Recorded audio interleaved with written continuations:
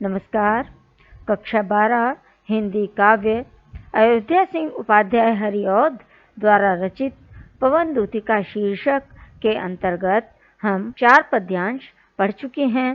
अब 5वां पद्यांश हम प्रारंभ करते हैं। थोड़ा आगे सरस रव का धाम सतपुष्प वाला, अच्छे अच्छे बहुद्रुम लतावान सौंदर्यशाली, प्यारा वृंदा विपिन मन को मुग्धकारी मिलेगा, आना जाना इस विपिन से मुह्यमाना न होना। राधा जी पवन को यानी हवा को संदेश दे रही हैं कि तुम जब जाओगी तो रास्ते में तुम बहुत सुंदर सुंदर पुष्पों से युक्त एक धाम स्थान देखोगी, जहाँ पर बड़े अच्छे अच्छे वृक्ष होंगे और वहाँ पुष्पों के पत्तों के हिलने से बड़ा सरस रव हो रहा होगा, मधुर ध्वनि हो रही होगी, रसमय अच्छे अच्छे बहुत से वहाँ सुंदर वृक्ष होंगे, लताएं होंगी सुंदर सुंदर। तुम्हें ऐसा प्यारा वृंदावन, वृंदा विपिन, विपिन वन का पर्याय है, वन अर्थात विपिन, ठीक है। तो ऐसा प्यारा वृंदावन तुम्हें रास्ते में मिलेगा जब तुम जाओगी कृष्ण को मेरा संदेश देने के लिए मथुरा। तो रास्ते में तुम्हें वृंदावन मिलेगा जो कि तुम्हारे मन को मुग्धकारी होगा, मोहित करने वाला होगा। वो तुम्हारे मन को मोहित कर लेगा, तुम उसे देखने के लिए उत्सुक हुए बिना रह नहीं सकोगी। उसको देखने की उत्सुकता तुम्हारे मन में जागृत हो जाएगी। लेकिन आना जाना इस विपिन से मुह्यमाना न होना। तुम इस वृंदावन से, इस विपिन से, वन से, ये जो वृंदावन है, यहाँ से आते और जाते तुम्हें ये रास्ते में पड़ेगा, तो तुम जाना तो इससे आते समय भी आओगी और जाते समय जाओगी, लेकिन तुम इसकी सुंदरता को देखकर, वहाँ का जो मनोहर वातावरण है उसे देखकर ऐसा न करना कि उस पर मोहित हो जाओ, मुह्यमाना न होना, यानी ऐसा न करना कि उस पर मोहित होकर तुम वहीं रुक जाओ। तुम्हें मेरे जो संदेश कृष्ण तक पहुंचाना है उसे तुम्हारे ध्यान में रखना होगा कि तुम्हारा काम क्या है, तुम किस काम से वहां जा रही हो। जाते जाते अगर पथ में क्लांत कोई दिखावे, तो जाके सन्निकट उसकी क्लांतियों को मिटाना। अगर जब तुम जा रही हो, अपने कर्तव्य पथ पर आगे बढ़ रही हो, मथुरा कृष्ण को संदेश देने के लिए मेरा, तुम आगे जा रही हो और पथ में यानी रास्ते में तुम्हें कोई दुखी दिखाई दे, परिश्रम के कारण, थकान के कारण वो दुखी दिखाई दे रहा हो, तो उसके पास जाकर, उसके सन्निकट जाकर उसके थकान को दूर कर देना।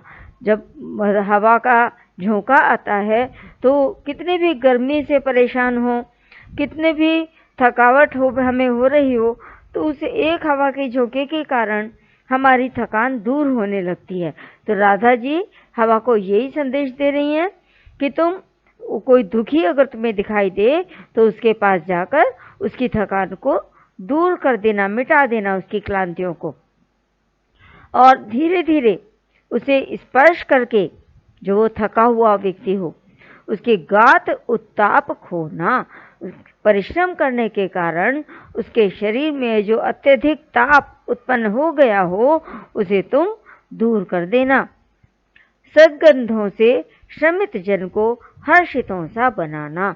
तब जब तुम जाओगी तो तुम्हारे साथ पुष्पों की सुगंध भी जाएगी, तो उन जो मधुर मधुर सुगंध होंगी तुम्हारे साथ, उनकी से तुम जो थके हुए लोग होंगे, श्रमित जन होंगे, उन्हें तुम प्रसन्नचित्त बना देना, जिससे वो प्रसन्नता का अनुभव करें। अगला हम 7वें पद्यांश की तरफ बढ़ते हैं। लज्जाशीला पथिक महिला जो कहीं दृष्टि आए, होने देना विकृत वसना तो न तू सुंदरी को।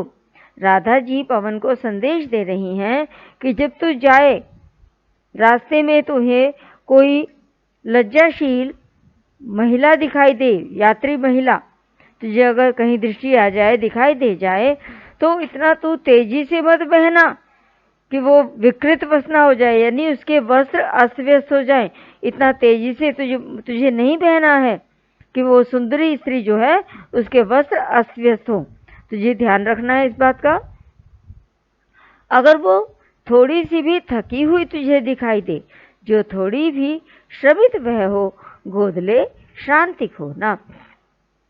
अगर तुझे वह थोड़ी सी भी थकी हुई दिखाई दे तो उसे चारों ओर से घेर कर उसकी थकान को मिटा देना। होठों की और कमल मुख की म्लानताएं मिटाना। थकान के कारण उसके होठों पर और उसके कमल के समान सुंदर मुख पर जो मलिनता उदासी आ गई हो, मलिनता मतलब उदासी आ गई हो थकान के कारण, तो तू उसको दूर कर देना। अब पद्यांश 8। कोई क्लांता कृषक ललना, खेत में जो दिखावे।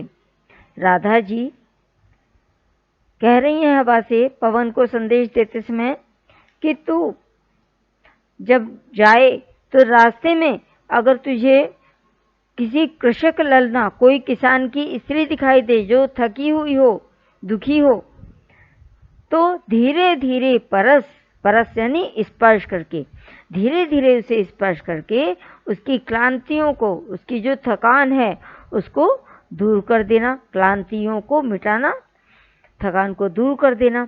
जाता कोई जलद, जलद यानी बादल, यदि हो व्योम में तो उसे ला, छाया द्वारा सुखित करना तप्त भूतांगना को। अगर तुझे वहां आकाश में कोई बादल जाता हुआ दिखाई दे तो अपने वेग से उसे उड़ाकर उसे उस स्त्री के ऊपर छाया कर देना। वेग से उसे उड़ाकर उस स्त्री के ऊपर ले आना और उसके ऊपर छाया कर देना।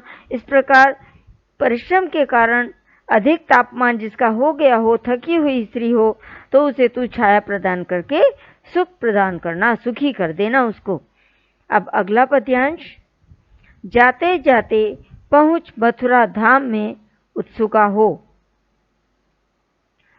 न्यारी शोभा वरनगर की देखना मुग्ध होना। आगे राधा जी कह रही हैं हवा से, पवन से कि तुम जब मथुरा जाओगी तो वहाँ मथुरा धाम में पहुंचकर तुम बहुत उत्सुक होंगी उसको देखने के लिए। न्यारी शोभा वरनगर की मतलब वो नगर इतना सुंदर है कि उसकी जो अनोखी शोभा है, भव्य शोभा है, अलौकिकता है वहाँ पर, उसे देखने के लिए तुम उत्सुक हो जाओगी। तो तुम अपनी उत्सुकता को दबाना मत। उस श्रेष्ठ नगर की, उस सुंदर नगर की जो सुंदरता है उसको तुम देखना, जो वहाँ की शोभा है उसे देखना और उस पर मोहित होना। लेकिन तुझे मेरे संदेश को ध्यान में रखना है कि मेरा संदेश कृष्ण तक पहुँचाना है, उसको देखना तो उस पर मोहित भी होना। तू होवेगी चकित लख के मेरु से मंदिरों को। जब तू वहाँ के सुंदर सुंदर मंदिरों को देखेगी जो कि सुमेरु पर्वत के समान ऊंचे हैं, तो उन्हें देखकर तू आश्चर्यचकित हो जाएगी। आभा वाले कलश जिनके दूसरे अर्क से हैं, तो उन मंदिरों को देखेगी जो सुमेरु पर्वत के समान ऊंचे ऊंचे हैं और उन पर जो कलश रखे हुए हैं वो इतने कांतिमान है, इतनी आभा है उनकी, इतनी चमक है उनमें कि जैसे दूसरे सूर्य दिखाई दे रहे हों। इसी के साथ आज के लिए इतना ही। इसके साथ हम अपना ये 90 पद्यांश तक हमारा व्याख्या पूरी हुई और इसके बाद 10वें पद्यांश से आगे की व्याख्या लेकर अगली वीडियो में उपस्थित होंगे। धन्यवाद।